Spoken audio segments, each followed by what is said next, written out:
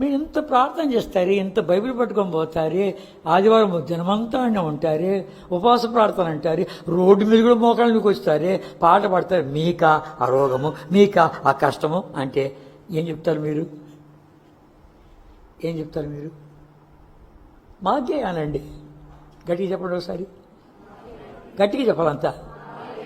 ఎందుకంటే మీ కొరకు అని చెప్పండి. కొత్తగా ఉంది. మేము మీ కొరకే శ్రమ అనిపిస్తున్నాం. మా దేవుడు విడుదల ఉంచేవాడు, ఆయన మహిపరుస్తున్నాం. మేము తప్పక సహాయపడతాడు, వాగ్దానం ఇచ్చి నెరవేర్చేవాడు, మాట తప్పని దేవుడు. ఆయన తప్ప వేరొక దేవుడు లేడు, ఆయన తప్ప వేరొక రక్షకుడు లేడు. కనుక ఆ దేవుడు మాకు జవాబు ఇస్తాడు. అది పొందిన తర్వాత మీకు చెప్తాం మేము. రండి. ప్రార్థన ఆలకించువాడా సర్వశరీరులను ఎదుకొచ్చెదరు. అందరూ రావాలి నీ దగ్గరికి. కనుక అందరి కొరకు బలైపోయాడు మా ప్రభు. అందరి కొరకు బలైపోయాడు, అందరి కొరకు రక్తం కాల్చాడు, సమాధి అయిపోయాడు.